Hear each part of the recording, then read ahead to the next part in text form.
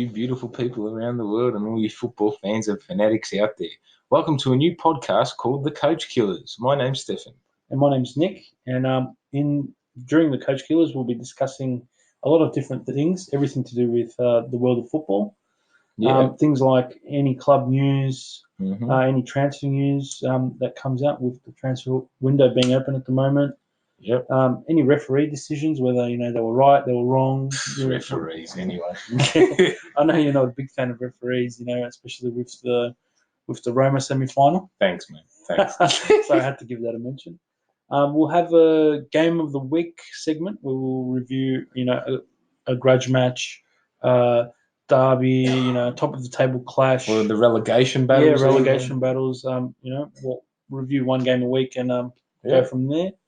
And we'll also have a coach killer of the week. Yes. I don't know if you know where I'm going with this. I do know where you're going. It's very obvious. So without further ado, let's do our first coach killer, number one. Yeah. Do you want me to do a drum roll? Yeah, drum roll, please. Our coach killer of the week is Mr. Loris Karius from Liverpool FC. Dun, dun, dun, dun, dun, dun, dun. Stefan, tell us a little bit about Loris Karius. Well, look, he has become the laughing joke of world football, which I do not think is right, by the way. I do not think it is right at all. He's young. He's 24. You can make mistakes in a Champions League final. We have seen it happen before. Maybe not to that severity where he cost them a couple of goals, but it cost them the game. Not a couple of goals, just it cost them the whole game. But look, if they were to, I hear all these Liverpool fans out there saying, get rid of him straight away. I think they're right, mate. They're unforgivable mistakes. Two goals that shouldn't have happened after, your player of the season goes out. It's just unforgivable. Look, I think that, no, I disagree. I think that if you're a Liverpool fan out there, you should be saying, look, mistakes can happen. We've seen it before.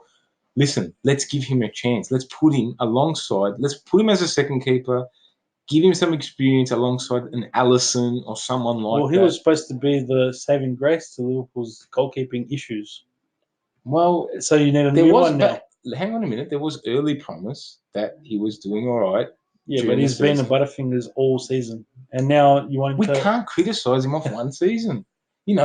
Just base it off this instead. Think about the other element in this, which is that he has played his first season at Anfield, which is very difficult for any young player. He has played as the first goalkeeper. Liverpool is not the team it was, 20 years ago. Now it's all about United, really. But it's not all about United. We all know now, just in case for any of you listeners listening, Nick is a crazy Man United fan, so do disregard anything he says about any English team from now on. And Stefan is a Roma fan, which I'm sure a lot of people out there don't even know the team Roma. Thank you. Yeah, well, anyway, if you're watching the Champions League, you would know who Roma is. Anyway, beyond the point, back to Karius. He played the whole season. It's his first season at Anfield. Give him a break, would you? Come on. You got De Gea and Courtois, who are two young keepers, in their mid-20s, the same as him.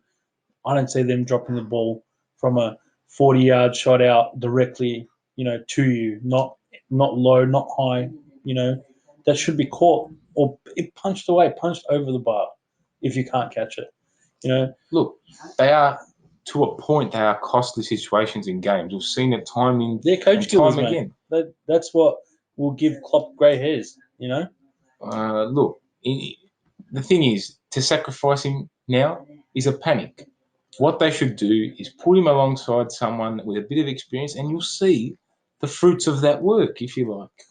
Yeah. Well, how old is Alisson? How do you think he'll be a good fit? I'm sure you don't want him to leave. I do not want him to leave because I'm a crazy Roma fan, but he would be the perfect fit. Look at Alisson, for instance. Let's take this example. He had one season behind Chesney. Yeah. And Chesney, as we all know, is just Chesney. He's not anything special. However, he has developed. He's Juve's starting keeper now that Buffon's retired.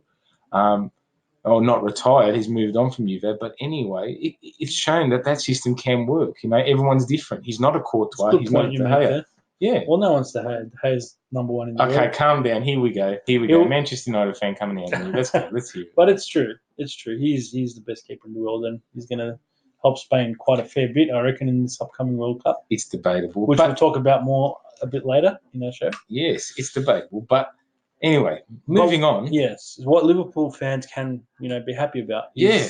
is the signing that the two new signings. One's Yeah. confirmed, one is about to be confirmed. Yeah. The signing of Fabinho from Monaco, Yeah. and also Naby Keita. Yeah, they're very two very good signings. They've definitely got something to look forward to, Liverpool fans. So I'm sure they'll be happy with that.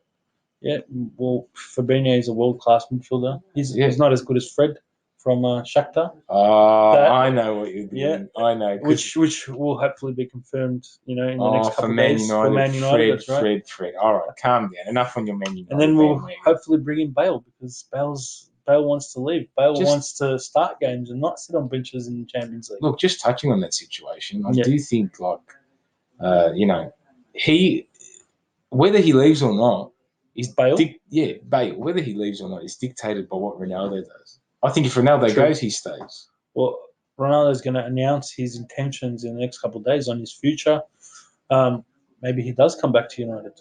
You'd be hoping for that, but I totally disagree. Well, actually, even though I would love for Ronaldo to come back to United and come full circle where he actually started and became known.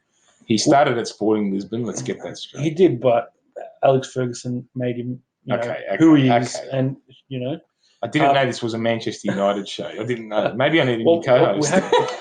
We have to talk about Manchester United because there's no football without Manchester United. But anyway, I digress. Yeah. So I would be more than happy to see Ronaldo come to the A-League and play for a Melbourne Victory or a Melbourne City. Can you imagine the impact that will have I was just before you cut me off. Football? Before you cut me off on your Man United, right? I was about to say he will go to a league, in my opinion, with a big money grab, like the Chinese Super League or the MLS. But it would be smart for the A-League to look at him and give him everything. Especially since they missed out on Iniesta. Yes, that's a huge blow for our league. We need someone like that to push the A-League further, to develop an interest in this country. And us being from this country, we are from Australia, by the way, guys, and we're both from Melbourne. Yeah. To grab someone like Ronaldo down here would be insane for football here. If he was to go to a Melbourne Victory, who, are one of the top teams here. Yeah, definitely. Or even a Sydney FC. Even Sydney or even Brisbane. Teams that fight for the title in Australia year after year. The membership numbers, the viewers on, Fox Sports and things like that will go through the roof. People will just go just to see Ronaldo. Of course, And that's the beauty of football. And I think you can just tear the league apart, in my opinion. Like, no one will come close. Yes. And on that note, in regards to our beautiful little country down under, we will be competing in the World Cup in 2 and a bit weeks' time. Come on, the Aussies, let's get up. We'll be reviewing, our top 5 teams who we think yes, we will. Yeah, along with a few dark horses as well. Yep. Who have a sneaky little chance to get in. Yep. But hopefully Australia can do something special. Yeah. Just make it out of the group would be perfect, I think. Yeah. Just touching on that notion there. Mm-hmm. Do you think that our team can achieve what the 2006 World Cup team did? I think the 2006 team, was made up of great players, which I don't think are in our current squad. Unfortunately, if I'm being completely honest, we should have little, we should set little goals, make it out of the group, But you never know. Look at Costa Rica.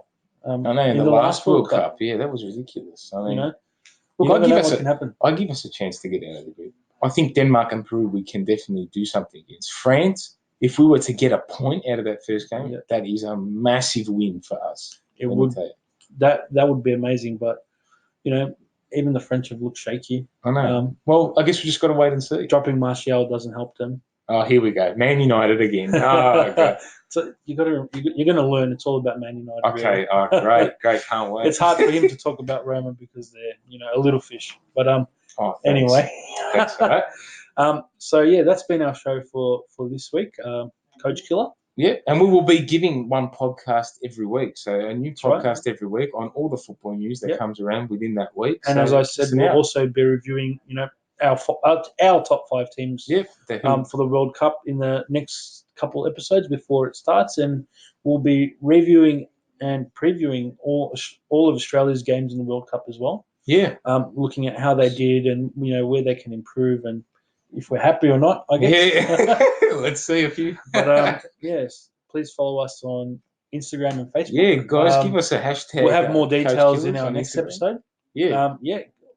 Hashtag Coach Killers. Hashtag Manchester United's great. I knew you were going to put that.